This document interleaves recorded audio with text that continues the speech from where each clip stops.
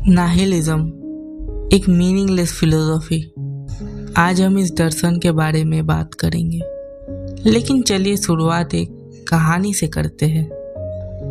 एक टीनेजर लड़का जो पूरे दिन स्कूल, ट्यूशन, दोस्तों और पेरेंट्स के साथ अपना वक्त बिताकर रात को आखिर अपने कमरे में सोता है, थोड़ा फ़ोन चलाता है, फिर लाइट्स ऑफ करके सोने की कोशिश करता है, लेकिन वो सो नहीं पाता।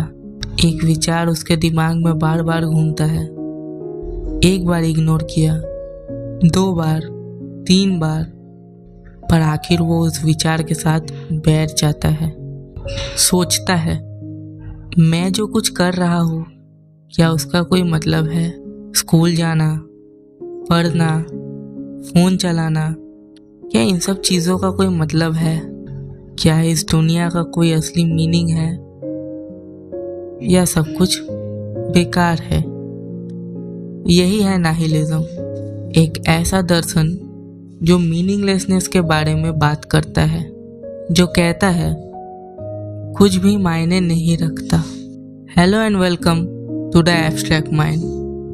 मैं हूँ एब्स्ट्रैक्ट और ये है मेरी audio book style series 7 philosophical schools of thought, जिसमें मैं आपको फिलोसॉफी समझाऊंगा सीधी और साफ हिंदी में। यह है इस सीरीज का दूसरा वीडियो, जहां हम बात करेंगे नाहिलिज्म के बारे में। इसे समझने से पहले एक बात ध्यान में रखनी ज़रूरी है, ये एक डार्क फिलोसॉफी है और ये तब और भी खतरनाक हो जाती है जब लोग इसे गलत समझते हैं। कई लोग नाहिलिज्म को सिर्फ डिस्पेयर समझते हैं, एक अंधेरा जहाँ से कोई रास्ता नहीं होता। लेकिन अगर आप इस दर्शन को ध्यान से समझे तो ये आपको अंधेरे से निकालकर एक नया मीनिंग खुद बनाने का रास्ता भी दिखाता है। नाहिलिज्म क्या है? नाहिलिज्म एक ऐसा दर्शन है जो कहता है कि जीवन का कोई इनहेरेंट पर्पस या मीनिंग नहीं होता। ये शब्द लैटिन के नाहिल शब्द से आया है, जिसका मतलब होता है नथिंग, यानी कुछ भी नहीं। इस फिलोसॉफी का कहना है कि जो भी वैल्यूज, मोरल्स या बिलीव्स हम मानते हैं, चाहे वो धार्मिक हो, सामाजिक हो या किसी और सोर्स से आया हो, वो सब हम इंसानों ने ही बनाया है। किसी भगवान ने नहीं, किसी हायर पावर ने नहीं, वो सब मीनिंग हमने खुद दिए हैं, एक तरीके से खुद को समझाने के लिए। पर इसका मतलब ये नहीं है कि सब कुछ बेकार है। लोग अक्सर सोच लेते हैं कि कुछ भी मायने नहीं रखता, बस यही है नाहिलिज्म। पर असल में ये दर्शन उससे काफ़ी ज़्यादा गहरा है।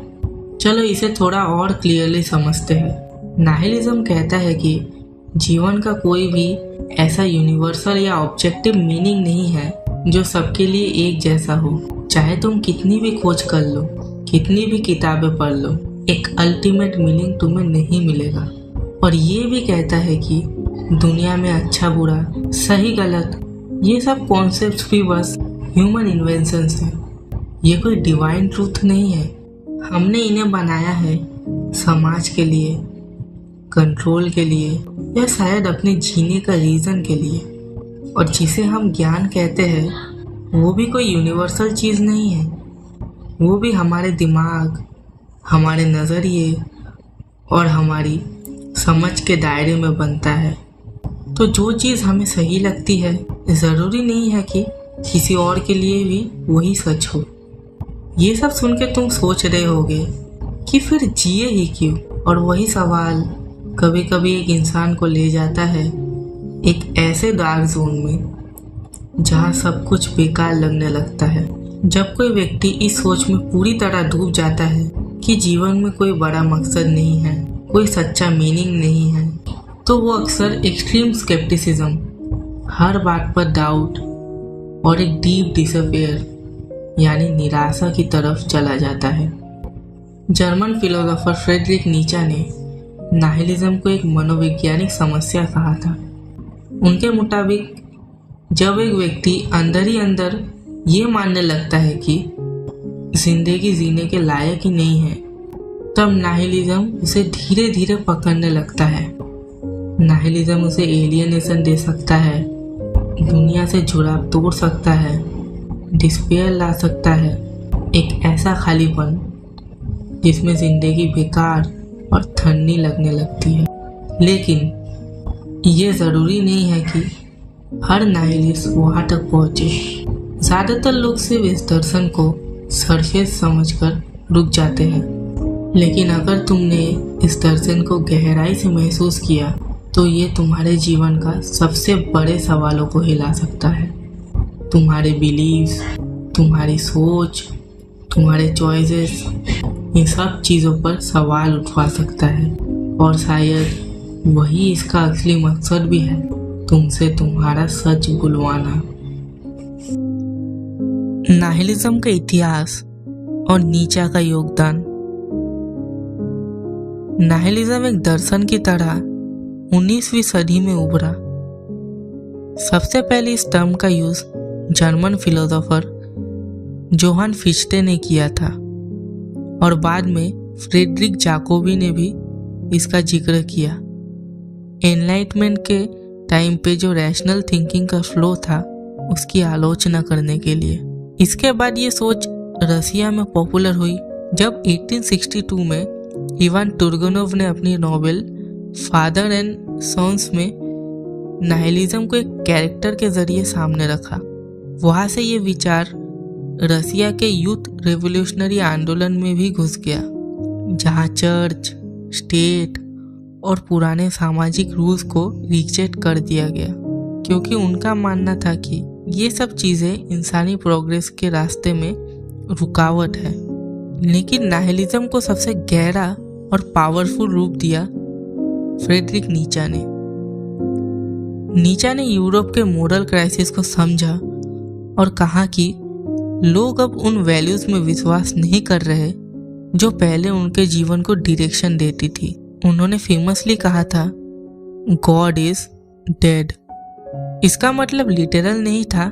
नीचा का कहना यह था कि हम इंसानों ने एक कल्चरल गॉड बनाया था, एक मोरल सेंटर, एक स्पिरिचुअल सोर्स, लेकिन अब उस पर लोगों का भरोसा टूट रहा है और जब वो बेस ही गिर जाता है तो सब कुछ मीनिंगलेस लगने लगता है। नीचा कहते हैं इस सिचुएशन के 2 रिजल्ट हो सकते हैं।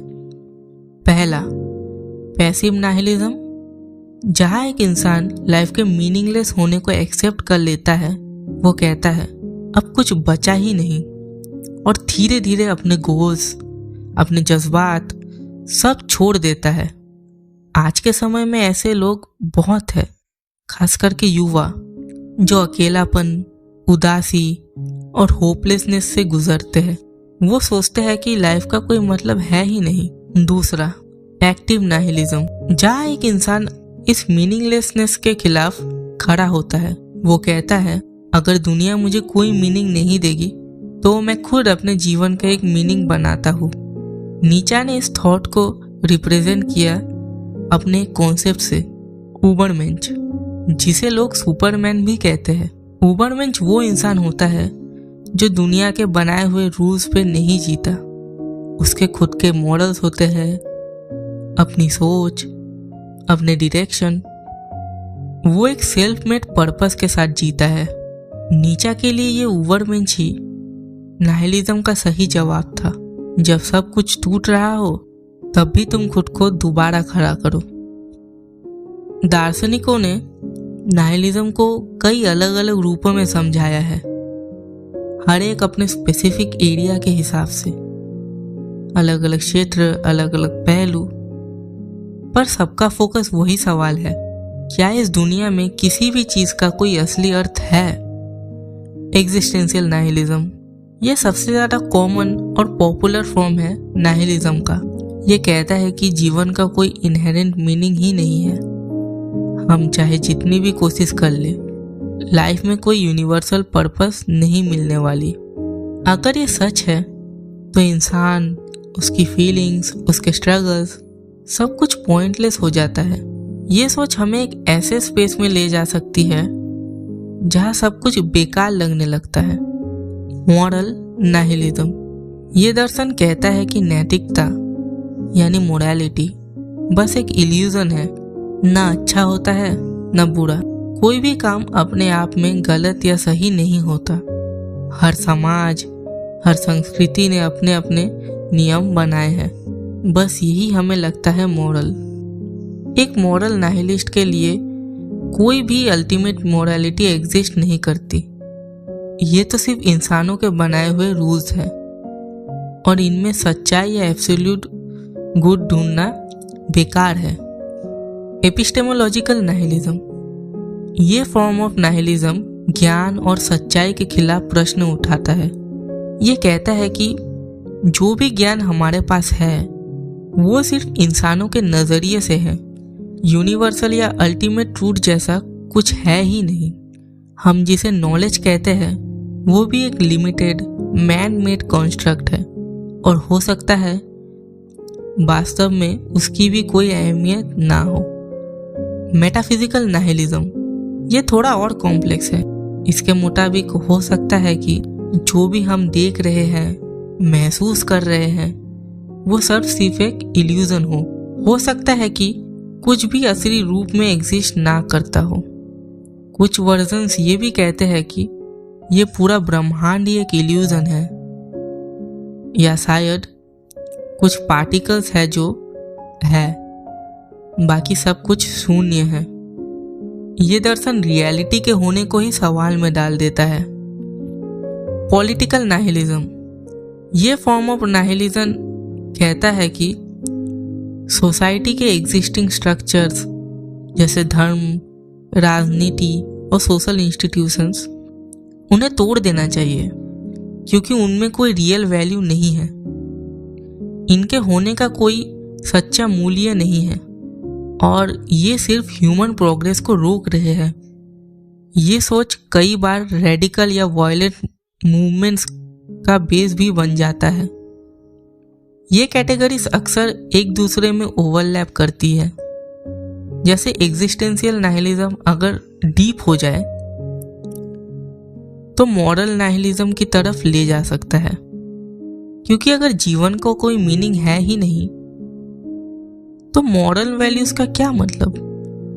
पर इसका मतलब ये नहीं है कि सब कुछ छोड़ देना चाहिए। नाहिलिज्म को लेकर लोगों के मन में बहुत सारे मिथ्स और गलत फहमियां होती हैं। चलिए कुछ कॉमन मिसकंसेप्शंस को समझते हैं। नाहिलिज्म का मतलब है नथिंगनेस, यह कुछ भी मायने नहीं रखता। लोग सोचते हैं कि नाहिलिस्ट हर चीज को रिजेक्ट करते हैं, जैसे इमोशंस, रिलेशनशिप्स या एक्सपीरियंसेस, पर यह सच नहीं है।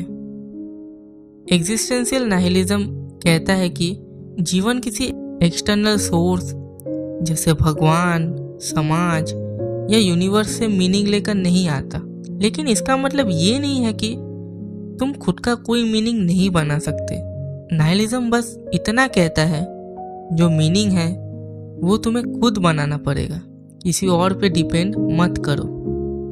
नाहिलिस्ट आलसी होते हैं, उनका जीवन बेकार होता है। ये भी एक कॉमन गलतफहमी है।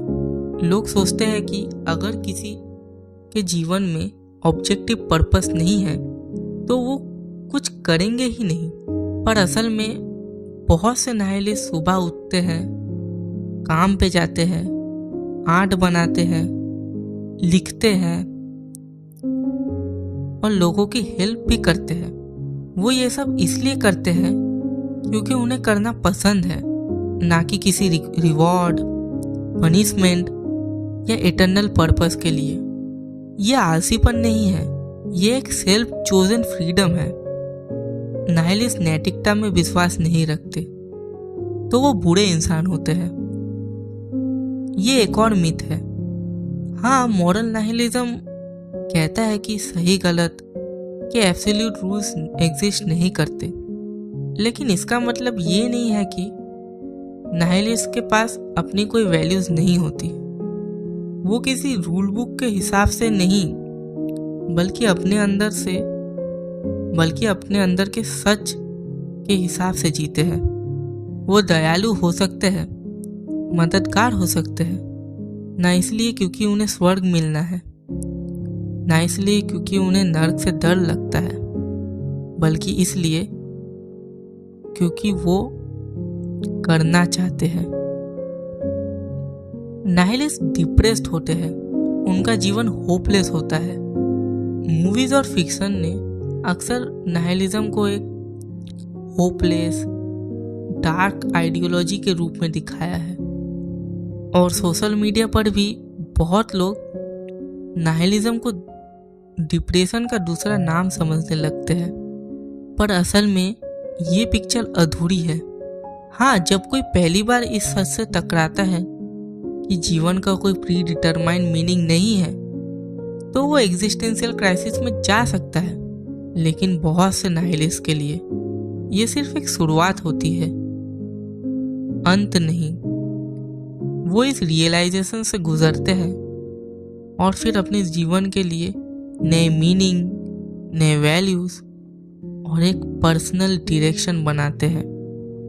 तो दोस्तों, नाइलिज्म का मतलब ये ही नहीं है कि सब कुछ छोड़ दो या दुनिया बेकार है। ये सिर्फ इतना कहता है, क्या तुम वो जीवन जी रहे हो जो किसी और ने बनाया है, या वो जो तुमने खुद चूज किया है? क्या हम खुद का कोई मीनिंग बना सकते हैं? काफी दार्शनिकों ने नाइलिज्म के खिलाफ ये कहा है कि हमें जीवन में खुद का मीनिंग बनाना चाहिए। चलो इसे थोड़ा गहराई से समझते हैं, एल्बर्ट कामू के नजरिए से। फ्रेंच फिलोसोफर एल्बर्ट कामू ने जीवन को एब्सर्ड कहा। उनका कहना था, जीवन में मीनिंग ढूंढने की इंसान की कोशिश और इस दुनिया का चुप रहना, ये दोनों मिलकर एक एब्सर्डिटी पैदा करते हैं। नाइलिज्म यही कहता है। लेकिन कामुस ने कभी ये नहीं कहा कि हमें उस एब्सर्डिटी के सामने हार मान लेनी चाहिए। उनका कहना था, रेबेल करो, उस बेमायनेपन के खिलाफ जियो, पूरे होशो हवास में जियो, आंखों में आंखें डालकर जीवन को देखो और फिर भी मुस्कुराओ। अपनी मशहूर किताब द मिथ ऑफ सिसिफस में कामुस ने एक कहानी बताई। सिसिफस एक ग्रीक मिथ का कैरेक्टर, जिसे श्राप मिला था कि वो हमेशा एक भारी पत्थर को पहाड़ी के ऊपर ले जाए, और जैसे ही वो ऊपर पहुंचता पत्थर वापस नीचे गिर जाता। ये साइकिल कभी खत्म नहीं होती। सुनने में ये काफी दुख भरा लगता है, पर कामुस कहते हैं, one must imagine Sisyphus happy. मतलब जीवन चाहे मीनिंगलेस लगे, उसके बावजूद खुशी से जिया जा सकता है। मीनिंग ना मिले तो क्या हुआ, हम खुद मीनिंग बना सकते हैं। कामुस के अलावा और भी दार्शनिक इस दिशा में सोचते हैं। जॉन पॉल सार्त्र कहते हैं, एग्जिस्टेंस प्रीसीड्स एसेंस। पहले हम जीते हैं, फिर उस जीवन का मतलब बनाते हैं, ना कि पहले से ही कोई एसेंस तय होता है। सोरेन किरकेगार्ड ने नाइट ऑफ फेट का कॉन्सेप्ट दिया। जो इंसान अंधेरे में भी अपना विश्वास नहीं छोड़ता, अपनी मीनिंग खुद बनाता है। और विक्टर फ्रैंकल, जिन्होंने नाजी डेथ कैंप्स में अपना वक्त बिताया है, उन्होंने विल टू मीनिंग का आइडिया दिया। वो कहते हैं, इंसान सब कुछ झेल सकता है अगर उसके पास जीने का कोई क्यों हो। नाइलिज्म एक ऐसा दर्शन है जो एक साथ खतरनाक भी है और जरूरी भी। ये हम पर डिपेंड करता है कि हम इसे किस नजरिए से देखते हैं। अगर मैं अपने नजरिए से कहूँ तो जब तुम पहली बार नाइलिज्म के बारे में पढ़ोगे या सुनोगे तो ये दर्शन तुम्हें हिला सकता है। लग सकता है कि सब कुछ बेकार है, जैसे जीवन में कोई रोशनी ही नहीं है। थोड़ा डर भी लगेगा और हाँ, कभी कभी थोड़ी उदासी भी होगी। लेकिन जैसे जैसे तुम इस दर्शन को गहराई से समझोगे, तुम पाओगे कि ये दर्शन सिर्फ सब कुछ खत्म करने के लिए नहीं है। ये तुम्हें एक खाली कैनवस देता है जहां तुम अपनी मर्जी से अपने वैल्यूज, अपना पर्पस और अपनी कहानी खुद लिख सकते हो। तो अंत में ये तुम्हारे हाथ में है। नाइलिज्म को तुम एक अंधेरा मानोगे या एक नया सवेरा? तो दोस्तों, ये दर्शन आपको कैसा लगा कमेंट्स में ज़रूर बताना और सब्सक्राइब करके हमारे इस कम्युनिटी के साथ जुड़ जाओ। अगर आपको ये ऑडियो पसंद आया तो इसे ज़रूर शेयर करो उन लोगों के साथ जो सीखना चाहते हैं। मैं मिलूँगा आपको अगले वीडियो में। तब तक के लिए खुश रहिए और सोचना बंद मत कीजिए।